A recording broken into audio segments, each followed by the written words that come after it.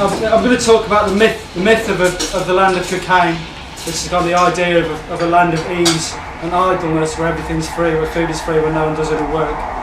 This is very old kind of dream. In most, if not all corners of Europe, in the sort of mythologies and folk tales, the sort of people of Europe in the Middle Ages dreamed up a land of idleness, and where their sufferings were reversed, a land of harmony, where everyone lived in sort of fraternity, and no one did any work at all.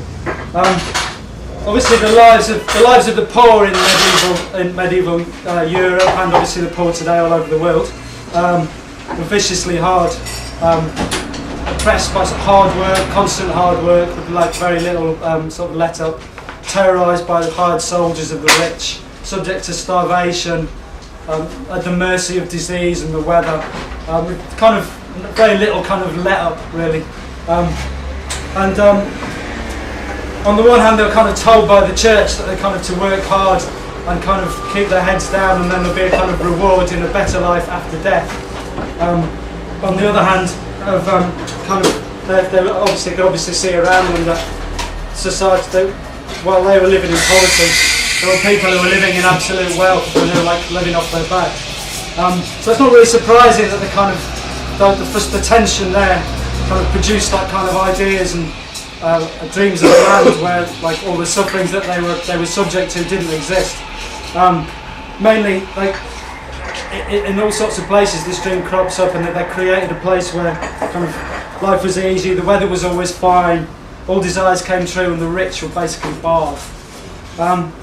It appears in medieval literature mainly in sort of songs and poems, sort of dating from the 12th century onwards.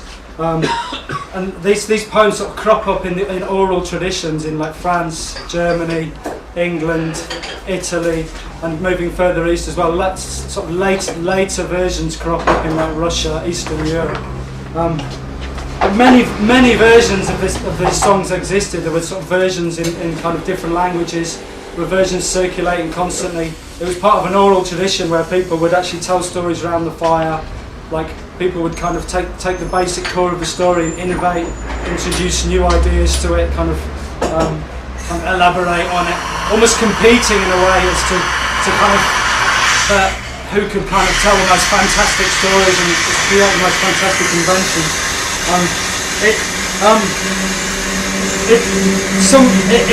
Some people describe the land of Cokaygne as the expression of the subversive ideas of a class, of like a peasant class that's like almost collectively dreaming this up. Like the songs come up in different places, and like there's no evidence of like an original author. There's no evidence that people didn't kind of have these dreams in different places and they've kind of merged together rather than being one original myth. The dream isn't restricted to medieval Europe. In fact, it crops up all over the place. It crops up in South America, and most notably, and probably most famously, it kind of reappears in the US in the kind of 19th and 20th centuries in popular songs like Big Rock Candy Mountain, Poor Man's Heaven, and Oleana.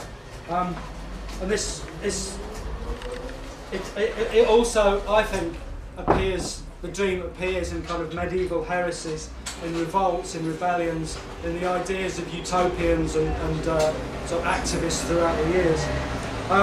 So the idea of Cokaygne, like under the name Cokaygne, sort of emerges really kind of in the 12th and 13th centuries.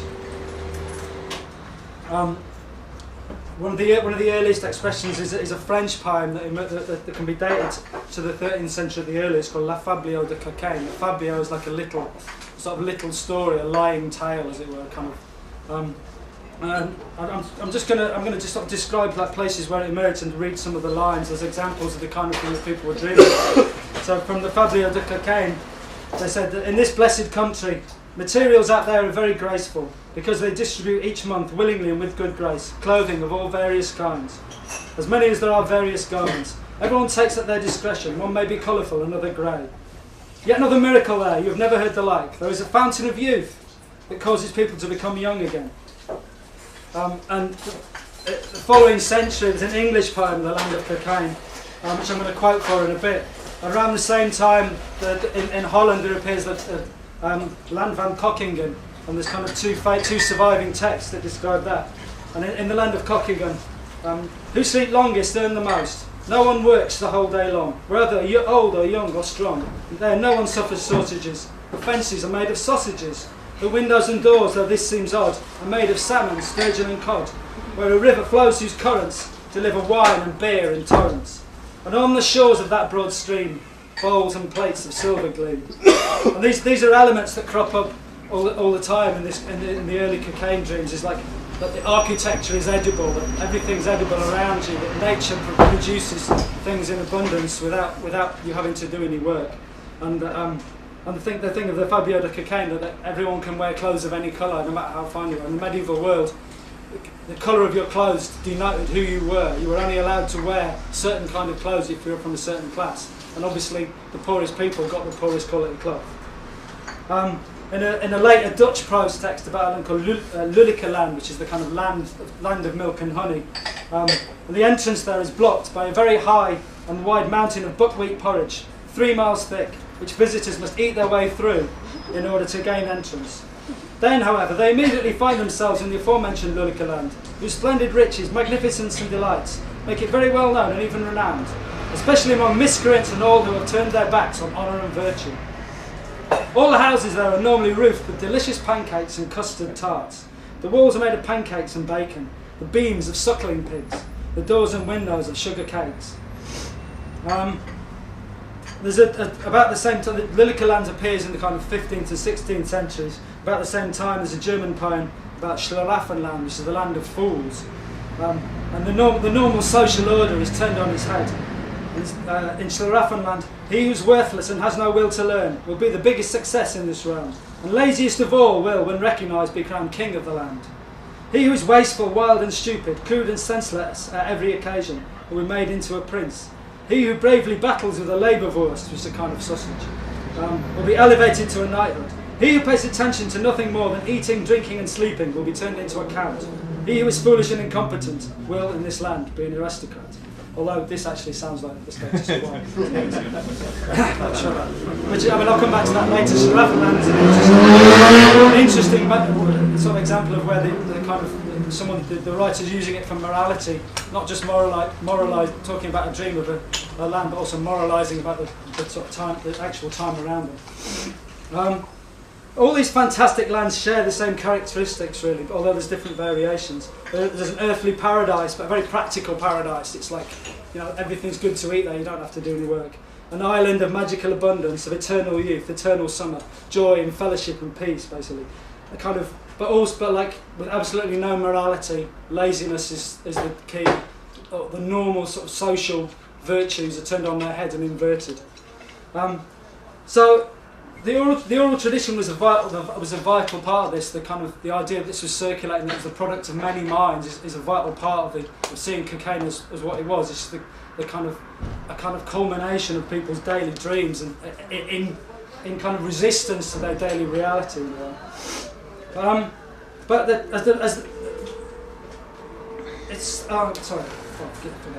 going to quote some lines from the English poem, although my personal favourite is actually the Dutch poem, but I'll quote from the English poem since we're in England.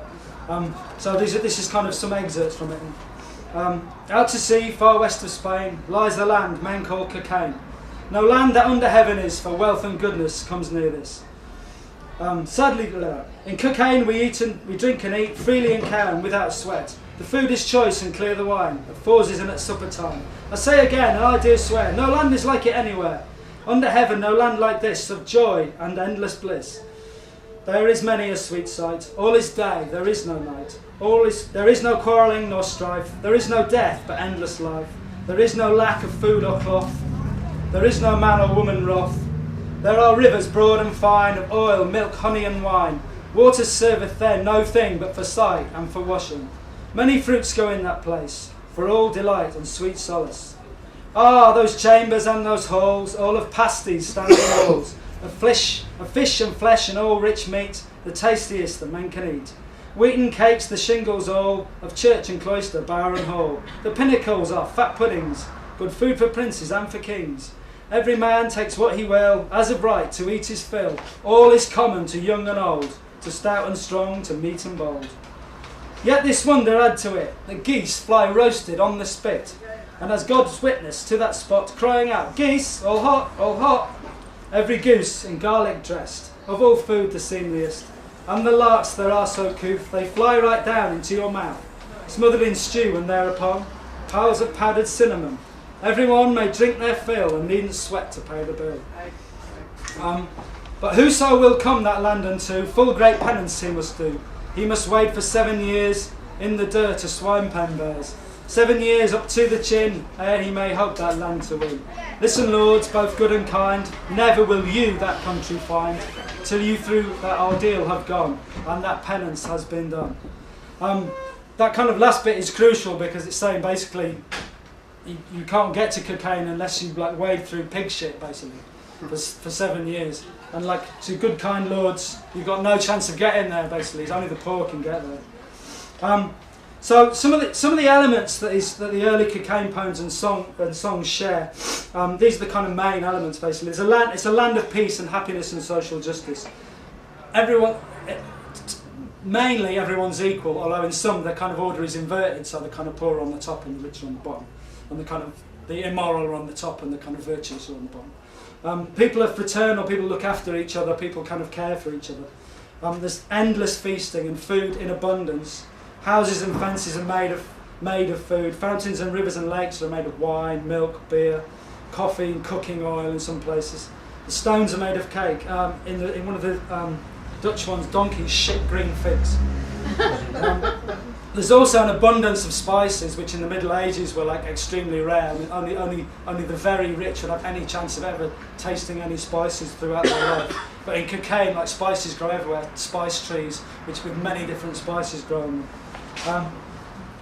Another element is the laziness and refusal of work, absolute refusal of work. Riches are enjoyed without any effort. You don't have to work hard. Work is banned. The lazy are in charge. The laziest is like kind of on top.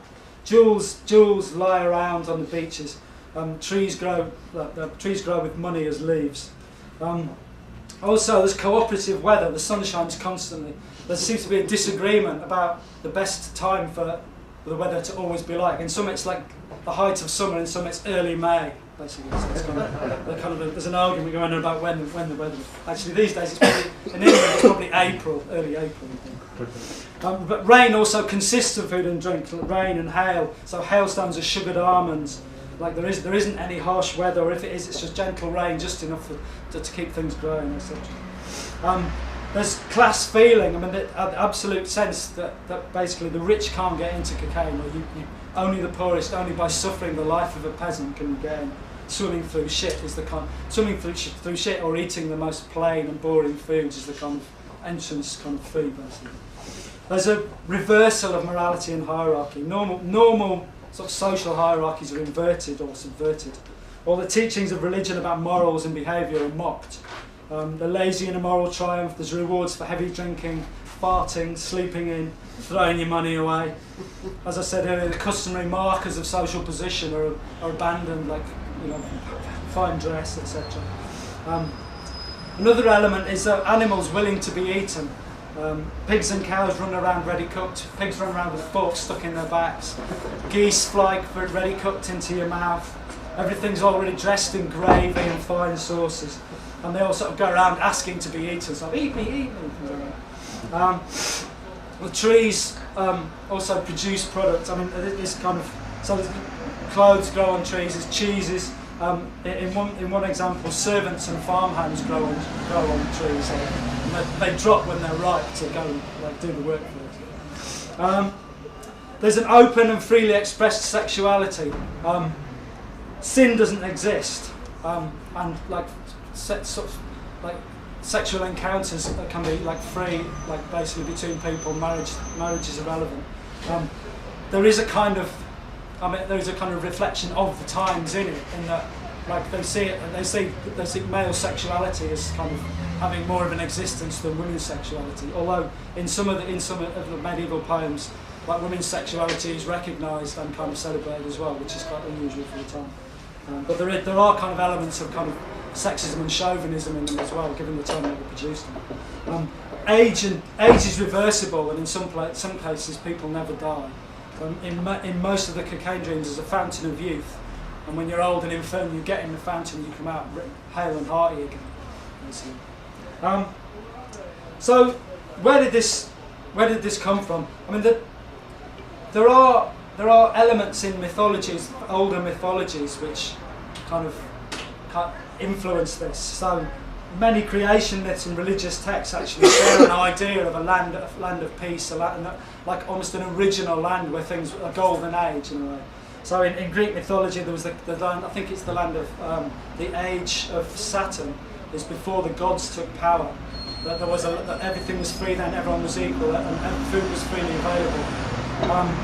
In Hinduism, in the Krita Yuga, there's a kind of a similar myth. In Roman mythology, but there's quite specific kind of later influences on Cokaygne as well. The Tir na Nog, which is the Western Irish land of peace where the gods live, has very similar elements. And of course, Tir na Nog is interestingly sometimes called Hebrew, and this name actually influences the actual modern geography, and that when Europeans landed in South America, they thought they'd discovered Brazil, and that is the origin, allegedly, of the name Brazil. But I don't know if that's disputable. It's also important. It's important to say that Cokaygne poems are strongly influenced by the biblical Garden of Eden.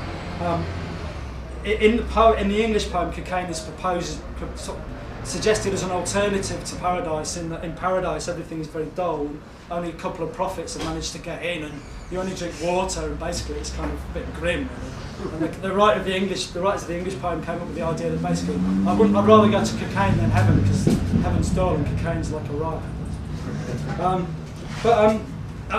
In the original sort of Christian conception of Eden is a land of like no work, everything is free.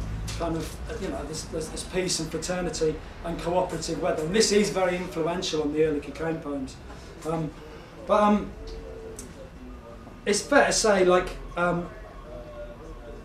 the kind of the early Christian idea of Eden did start out kind of very beautiful and kind of very attractive.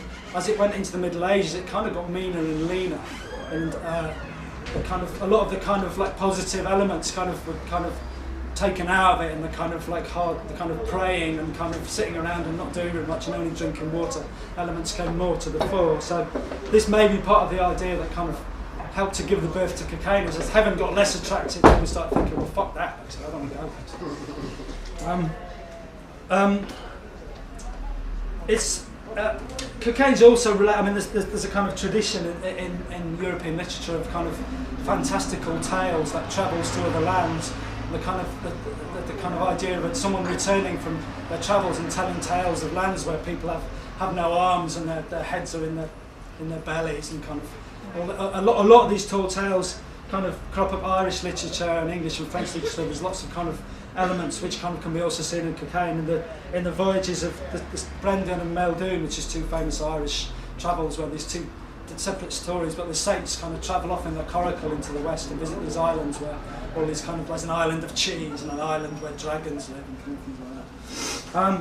And it's interesting that like this tradition of a kind of a powerful sense of like that there's a land somewhere far off that's amazing and brilliant, and you can get there like only by travelling through extreme hardship, and that kind of later became kind of, people later believed that wasn't just a poem, but that was an actual place that people could get to. And this is very influential, I think, in the later development of Cokaygne reappearing in like the 18th and 19th centuries, where people could actually emigrate to a new world, to the Americas, and then so you get a whole tradition of people telling stories about how the Americas were amazing and all these things were possible there, and people going there and believing it, or kind of having that dream, which I'll hopefully return to later. If I have time. Now, Cokaygne kind of may seem like a kind of harmless fantasy, a kind of escapism, really, from the kind of drudgery of life. But I think it does relate to the kind of the dream of and the struggle for a freer, less oppressive way of being, which obviously did crop up throughout the whole of the Middle Ages. And it was also because it was kind of a very powerful element in folk culture, I think it was also bound to influence some of the ideas and how the dreams of people in the things they struggled for, like, actually were expressed. So kind of, well, certainly from the 13th century, there's a kind of a sort of an identifiable tradition in sort of official church teaching, saying like that the natural order of society is hierarchy and obeying your betters. There's no chance of equality. There never was a land of equality.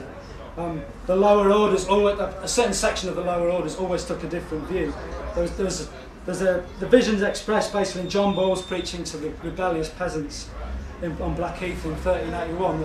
So the famous line, "When Adam delved and Eve span, who was then the gentleman," expresses the idea that there was an original time when people were equal, and there was no master, there was no servant. Although the church was telling them different, that's the idea, is that that's something we can return to. But also, he also said in the same speech, "Do well then, and have your reward both on earth and in heaven. For I say that earth and heaven are not two but one." And he's saying it's not an either or. It's not a work hard in this life of misery and you'll have a better life in the future. There is no heaven that's separate from earth. The only heaven we can have is the one we make ourselves now on this earth. So that's sort of defying the church's teachings in two ways, in a way, saying this is if there's going to be a heaven, we make it here in our own lives, and also this is something that existed once and we can get it back. And this is something that people see. Some people certainly saw themselves as bringing about. It's questionable, it's debatable, and has been debated how much this belief influenced kind of millenarianism and how much millenarianism influenced it. The idea that Jesus will return and introduce a land of peace and equality. Millenarianism was a kind of recurring thing throughout the Middle Ages, and like certainly part of that expressed itself in rebellion and revolt, in like sort of the poor and peasants getting together and like actively trying to bring about the millennium, bringing about a perfect existence, bringing about a period of equality and freedom, overthrowing the social hierarchies. People were not content with waiting for a far off day or another life. People from the 12th to the 17th centuries, the poor all over Europe took this belief and turned it time and time again into revolutionary action, rising en masse to bring about the golden age themselves. This causes a problem for the church, because obviously the church, they have to tell people that there's a reward in heaven, that there is a kind of a land, a sort of peace, a place where they'll get the reward. But the kind of promise of a better future, they had to kind of say that in order to keep people from rebelling. But they had to actually also keep people from trying to bring it about themselves. This probably wasn't helped by the fact that obviously the church was one of the pillars of society, was one of the main like oppressors of the poor. I mean, almost a third of land, I think, in England up to the 16th century was actually owned by the church. If people were serfs, many of them would have been serfs of the church. They were directly owned by the church. Their relationship to the church was like of master and servant. They understood it from someone saying, like, work hard and get a better life in the future. They understood, well, we're working hard for you and you're living the better life now, to the sort of higher orders of the church. Now, there's a dispute in the histories of Cokaygne. There's a dispute about whether Cokaygne was a kind of harmless fantasy, or whether it had a revolutionary meaning to it. One historian asserts that the Cokaygne text never had the goal in mind of attempting to promote this utopia's actual realisation. I totally disagree, basically. I think, obviously, a lot of people probably did enjoy it as harmless fantasy, or did enjoy it as escapism, but I think it was part and parcel of people's struggles and ideas as well. If you look at the ideas and elements in the English Peasants' Revolt, in the Adamites of 15th century Brussels, the Taborites and Adamites and sort of Bohemian revolts of the 15th century, and the ideas of the Brethren of the Free Spirit and other sort of heretics of the early Middle Ages. Some of the Anabaptist ideas in the 16th century, and the Peasants' War in Germany. There's all sorts of ideas, demands expressed, which is like kind of seem to come out straight out of Cokaygne, mostly.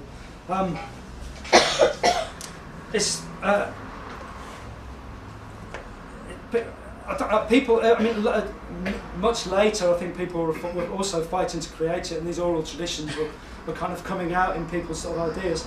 I'm just going to read some examples which they're from later on, really, from the 18th and 19th centuries, but I like them, and they seem to me to contain that spirit of Cokaygne.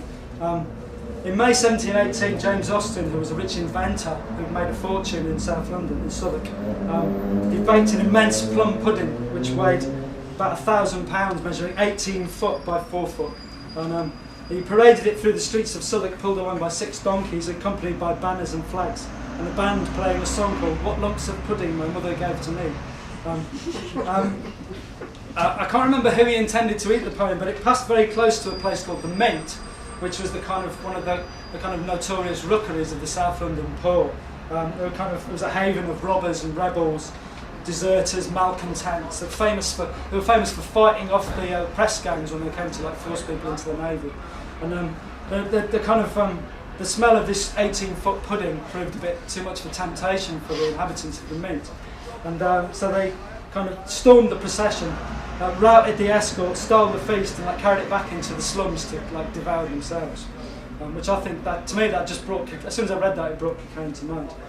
But there's also just practical examples that exist all through time. In 1826, at a time of great poverty in Spitalfields in East London, groups 500, 600 strong just got together to just loot food from the shops en masse and ambush the animals going to Smithfield. They met on the marshes to have big, huge feasts of this looted food. Basically, they had to send the Bow Street Horse Patrol in to get rid of them. Or even an example from Bristol, since it seemed appropriate. I was just thinking of the mass gate crash of the Bristol Great Reform Dinner in 1832. So after the Reform Act and the enfranchisement of a small section of the middle classes, by the passing, a celebratory banquet was organised on Brandon Hill, and the Reform parties were kind of organised it mainly to kind of woo new voters, and so they issued 6,000 expensive tickets, and the party was enclosed by barricades to keep out the poor, basically. Even though obviously Bristolians had rioted and demonstrated and been very active in the kind of upsurge of activity that had forced the Reform Act to be passed. Because the Reform Act was basically passed partly as a way of kind of staving off revolution, and the middle classes were using the working classes in a way to kind of say, look, if you don't give us the vote, then what are they going to do to you, basically? So the sort of poor Bristolians kind of showed their appreciation for being banned from this party by turning up early, demolishing the barricades, eating all the food, drinking the beer, dancing on the tables, and robbing the hats, shoes of the kind of rich partygoers, verbally abusing them and stabbing the other one. And they rolled barrels of beer down the hill to the poorer districts, and a wagon of dumplings was hijacked. That to me is Cokaygne in a nutshell. This is just a few examples, but I think also it's also maybe more significant that every kind of food riot, every attempt of crowds to kind of set their own prices in the market, every kind of evidence of looting, every kind of disorderly fare, kind of reasserted Cokaygne in people's daily lives as well. So it's not just kind of those examples, but it kind of constantly people would have been kind of reminded of this kind of dream. Cokaygne was also heavily influenced by and influenced medieval festivals. Most notably, kind of the Carnival. The Carnival was the most important kind of annual medieval festival, especially in Southern Europe. That was long celebrated in Northern Europe as well. And broadly speaking, Carnival shared common features which kind of do shed light on aspects of Cokaygne, and also are themselves illuminated by the story of Cokaygne in a way. So the Carnival season began in late December, early January, building to a kind of peak of formal events in February. And it basically featured feasting, drinking, street theatre, sex everywhere, parties, people dressing up in costumes. The week of formal events was the kind of pinnacle of it, but for a couple of months before, there'll be lots of kind of informal events and kind of all sorts of toing and froing, kind of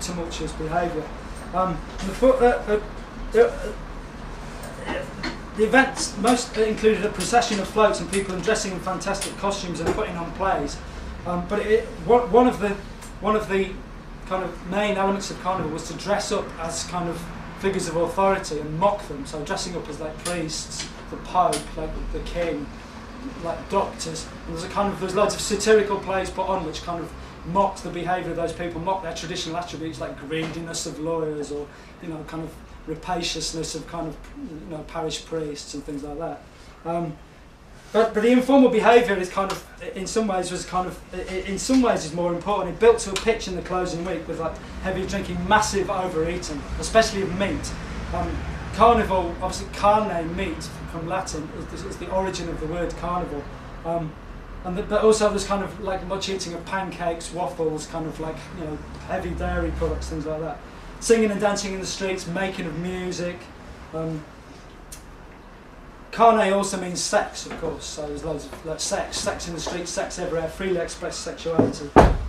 Lots of innuendo in the songs, kind of in the plays. Lots of kind of lewd costumes with people like overinflate, kind of cod pieces and huge dicks and things like that. It's interesting that recent studies of medieval birth patterns have concluded that the last couple of weeks of Carnival was second only to early summer as the time to get knocked up.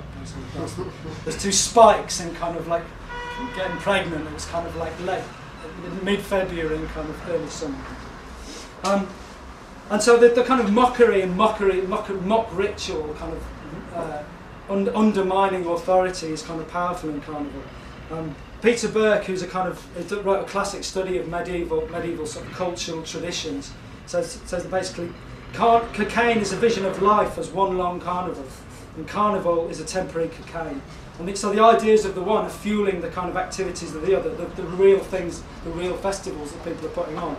But actually kind of people are also always innovating and kind of dreaming things up. So like it's possible that kind of powerful elements of spectacularly amazing carnival events or costumes also fed back into the cocaine myth as well. So in Northern Europe also had other festivals like May Day, St Bartholomew's Feast, St Martin's Day, St John's Eve, which had similar elements to them. And a lot of these survived into the 19th century as fairs, as kind of sometimes they were whittled down from like months to weeks to like 3 days. The kind of disorderly spirit and sexuality, music, overeating, drinking, and kind of outbreaks of violence was kind of like concentrated. So like St Bartholomew's Feast was concentrated down to the Bartholomew Fair, which is a famous like London fair, which was famous for its like political satire, like disorderly nature, like riotous crowds, things like that. And it's interesting because Carnival, these festivals, Carnival especially, were widely seen as necessary in the medieval world as like safety valves in a way, as ways of letting off steam to stop people from going, like to stop people exploding socially. You need to give them a chance to explode in a controlled environment, like every so often, or else the kind of daily grind of their existence will make them revolt and rebel for real, basically. And it's interesting because like this is there is definitely an element where this was the church and some authorities consciously used festivals in this way as a safety valve, but they also kind of knew that they themselves could be potential hotspots, and so rioting and violence was constantly breaking out and starting from festivals. There's just some examples of like festivals that actually grew into revolts. It was a kind of in Basel in Switzerland in 1376, the Shrove Tuesday riot became famous as Evil Carnival. In 1513, a peasants' revolt broke out from the carnival in Bern in Switzerland. Evil May Day in London in 1517 was a kind of pogrom against foreigners and like riots against the rich. Apprentices, the Dijon Carnival of 1630 erupted into a riot led by wine growers. The Great Catalan Revolt against Spanish rule, which actually lasted for 19 years, broke out on the Corpus Christi, which was a Christian feast day in 1640. Mass riots broke out in Madrid on Palm Sunday in 1776. That's just a few examples, but every May Day throughout the period of the English Civil War, for instance, every May Day is a focus for like apprentices' riots, like revolts of the kind of radical parliamentarian, kind of the radical supporters of Parliament, kind of overflowing that and kind of rioting against the king and then against Parliament as well. So those feast days in themselves are kind of were expressions of Cokaygne in a way as well. But it's all these festivals were kind of festivals of reversal, and it's a kind of licensed reversal. You can turn things on their head for a day, and then things have to go back to where they were. But like there's also people dreaming constantly that they can turn that reversal and make it permanent, and seeking to kind of like make the carnival last forever, make Cokaygne last forever. So. I mean, later Cokaygne kind of becomes a joke, like late in the kind of from the 16th to 17th centuries, as the kind of these ideas become kind of mocked, and they enter into literature, and are written down from an oral culture that transferred into culture for people who could read. But there's a definite element where from being in a dream that some people thought they could actually realise, it becomes a kind of look how ridiculous people are for believing this ridiculous shit kind of. So there's a kind of element of how it is transposed.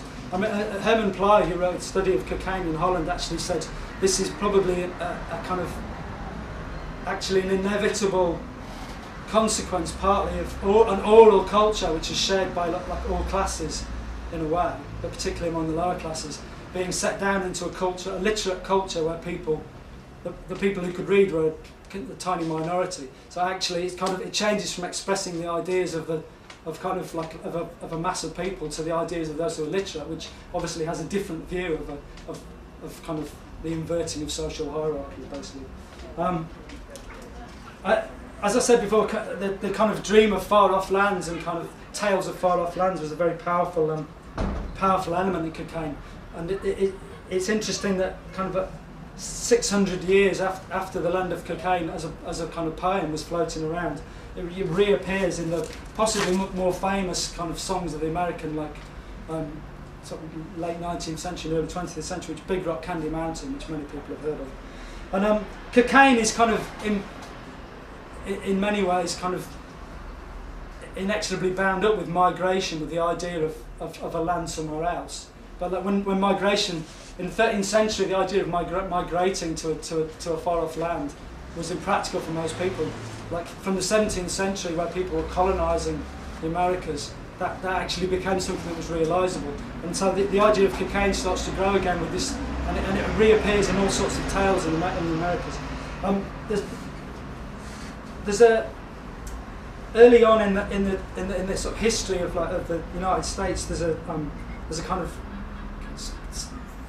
of glut of stories about how amazing sort of Virginia and places and these new colonies are, and how the land is amazing. It produces these amazing plants which grow very high, and how all the animals are docile and like won't come to you to be eaten and things like that. So kind of, and there's like hundreds of texts like that.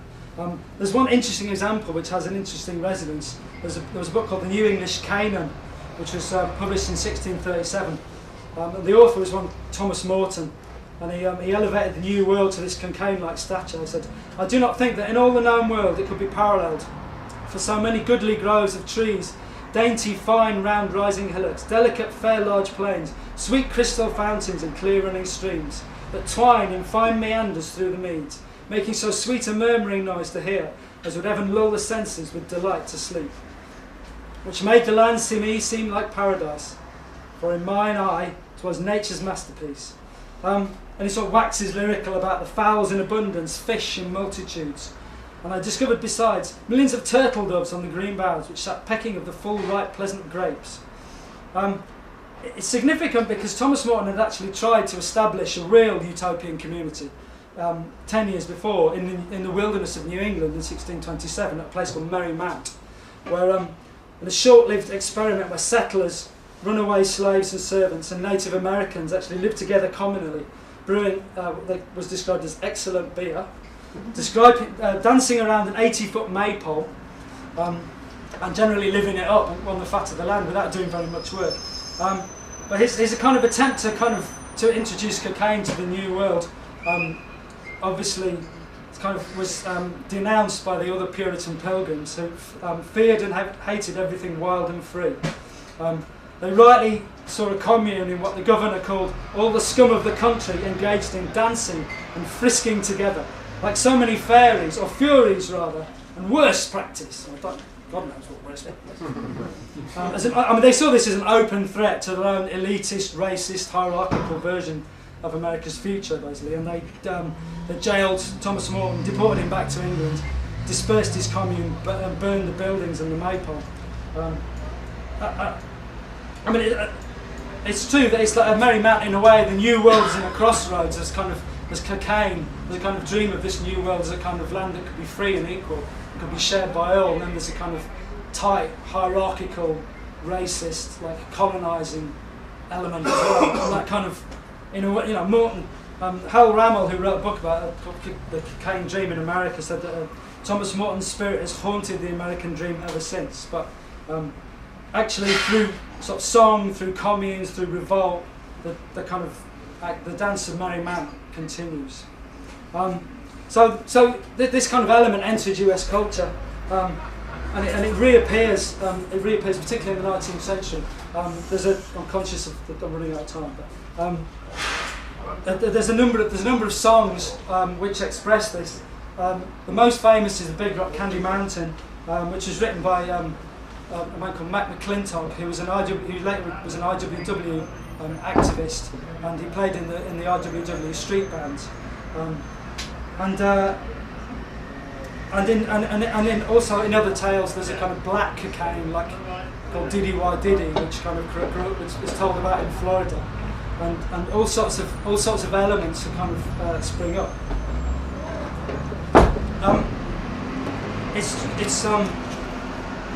I think part of the thing about migration, in a way, part of the thing why migration to the Americas produced this kind of dream as well is it's a kind of breaking of the bounds, in a way. Migration was a breaking of the bounds for many people. Basically,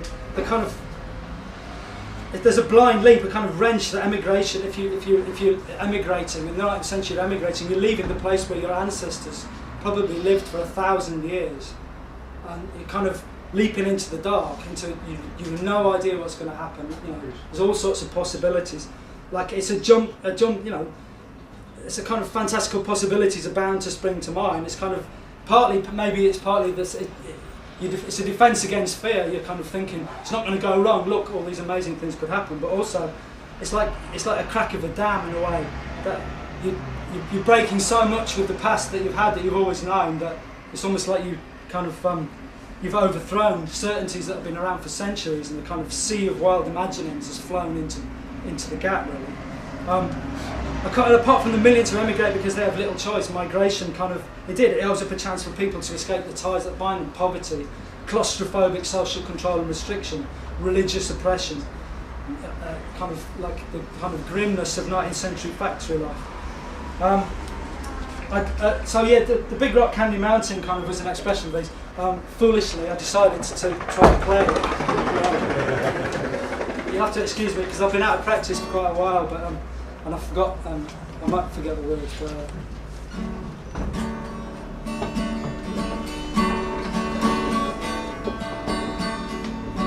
one evening as the sun went down, jungle fires were burning. Down the track came a hobo hiking, and he says, "Boys, I'm not turning. I'm heading for a land that's far away beside the crystal fountain. So come with me, go and see Big Rock Candy Mountain.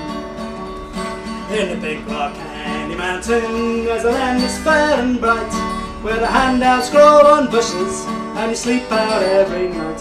Where the boxcars all are empty, and the sun shines every day on the birds and the bees and the cigarette trees, the lemonade springs where the bluebird sings in the Big Rock Candy Mountain. In the Big Rock Candy Mountain, all the cops have wooden legs, And the bulldogs all have rubber teeth, and the hens lay soft-boiled eggs.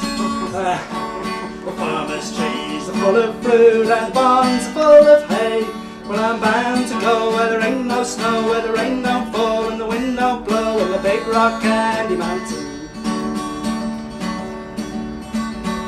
In the big rock candy mountain, you never change your socks, and the little streams about the hole come trickling down the rocks. Oh, the brakemen have to tip their hat, and the railroad cops are blind. There's a lake of stew and a whiskey too. You can paddle all around in a big canoe in the big rock candy mountain. In the big rock candy mountain, the jails are made of tin, and you can walk right out again as soon as you are in. There ain't no shovels, no axes, saws or picks. Well, I'm bound to stay where they sleep all day, where they hung the jerk who invented work in the big rock candy mountain.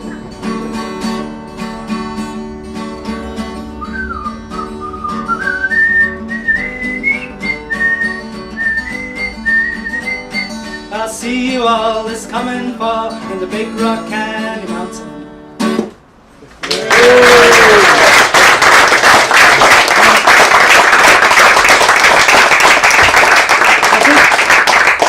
Idea of playing another song which is called Poor Man's Heaven, which is what I took the title for the book from, which is very different, but I'm kind of going to bottle it because I didn't learn the words.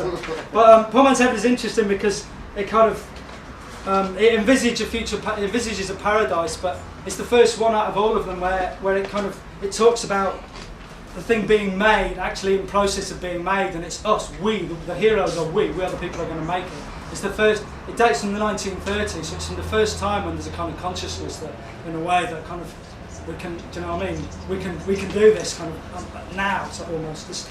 It is interesting that all of the others are like in far off lands and kind of tales of something you've heard or someone told you, someone you met told you, or someone you met and someone told them kind of thing. And Poor Man's Heaven is direct. It's like directly kind of like a kind of class struggle. Is the motivating element in it. I could give it. Shall I give it a try and play it? Yeah. Cool. You'll have to excuse me because I didn't learn the words. I'm probably going to have to sit down because I've got to read the words off here. I foolishly printed it out very small as well. So. It's funny though because Poor Man's Heaven was actually written by a kind of country singer who was a bit of a populist.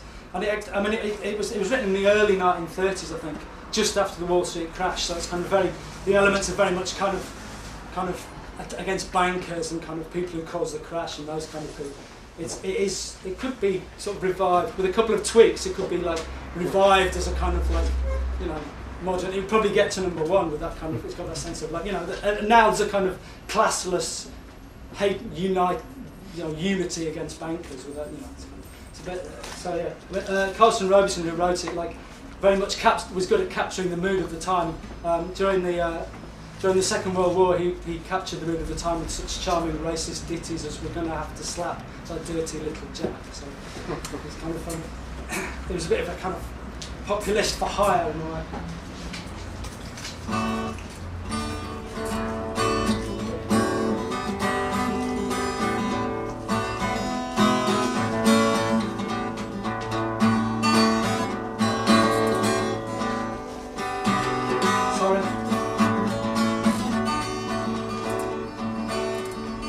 Come friends, gather near, I want you to hear a dream that I had last night. There's a land on the sea for you and for me, where we won't have to struggle or fight. There's real feather beds where we lay our heads, and a nice private room for each one. There's shoes without shoes with soles, and pants without holes, and no work out there to be done. In Poor Man's Heaven we'll have our own way. There's nothing up there but good luck. The strawberry pie that's 20 foot high, and whipped cream they bring in a truck. Oh, we'll know how it feels in an automobile with a footman to open the door. And if someone gets smart, we'll take him apart and spread him all over the floor. In poor man's heaven we'll have our own way, and each one be there with his mate. And if someone comes up for the sellers a pop, we'll soon chuck him over the gate. Oh, we'll roll the banks and shoot all the cranks, and we won't give a damn who we hurt. And the millionaire son won't have so much fun when we put him to shoveling dirt. In poor man's heaven we'll have our own way, and we won't have nothing to fear. We'll eat all we please from the ham and egg trees that grow by the fountains of beer. Oh, we'll live on champagne and ride in the train and sleep in a Pullman at night. And if someone should dare to ask for our farewell, we'll haul off and put out his light. In poor man's heaven we'll live at our ease, no skilly and beans over there. We will be fed our breakfast in bed, survive that millionaire. We won't have to yearn for money to burn, cause we'll own a big money press that will run at full speed and make all we need, and we'll be in charge of the rest. The landlords will take and tie to a stake and make them give back all their dough, and we'll let them sweat and learn what they'll get when they go to the hot place below.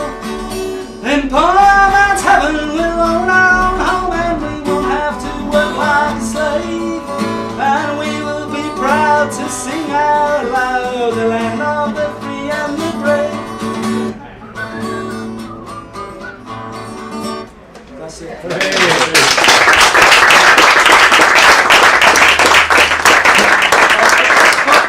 last thing I'm just going to say is that apart from being a harmless fantasy, I think that times of austerity are actually, to my mind, almost when we need the cocaine the most, in a way. To my mind, I mean, all sorts of things like absenteeism, work refusal, slacking on the job, sleeping on your shift, nicking stuff from work, are all reflections of the urge to watch cocaine, basically. Recently, someone I was talking to actually kind of sneered, saying, "Oh, you book on Utopia, eh? Oh, Utopia's become really trendy when you kind of get disillusioned and lose hope." But I think that's kind of turning it on its head in a way. It's kind of like you need the outrageous element of dreaming, the kind of fantastical element of dreaming, the kind of when you're faced with the viciousness and the kind of sheer lunacy of class society as we daily experience it. That's when you need to project fantastic visions of how life could be more, in a way. That's my view. I mean, there's no, like, this can be expressed practically all sorts of ways. Like, you're not going to get a pay rise, then obviously you should be doing less work for the hourly rate. I think that's it basically. But kind of that's it.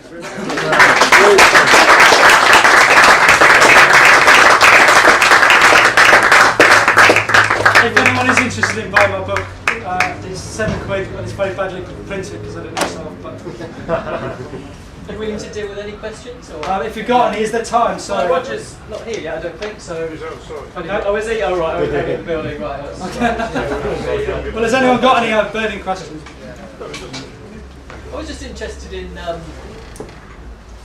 Did you say it was? They thought it was somewhere off in Spain, in the Atlantic? West, to the west. Yeah, so I was thinking about Atlantis being off the end of the Sea Isles, and it's completely different. This is all bawdy and about gluttony and lust, and it's almost like the Ten Commandments inverted in some ways, isn't it? Whereas Atlantis seems to be much more ethereal, mystical, and I was just wondering whether there was any. I don't know. I just thought the contrast was quite interesting when they seem to be placed in almost the same geographical location. It's true, but the West was always a mysterious place, though, because people had voids there, but they didn't, like it wasn't widely known. But like actually on the shores of Portugal and Ireland, fruits and things and branches of trees that weren't known in Europe used to wash up. So people were like, "Look, there's something out there. Like, what is it?" But I don't know. Also, if you hear a tale of Atlantis, if you're kind of going along and you hear a tale of Atlantis, and you've got other things going on in your head, you go, like, yeah, like it wouldn't be like that though. It'd be like this, wouldn't it? It'd be like. They wouldn't be beings of sexless kind of like. Because Avalon is supposed to be in the West as well. Where? There's Avalon as well. Avalon as well. Well, I think West always had that idea of kind of mysterious direction where like no one quite knew what was there, so you could put anything on the map.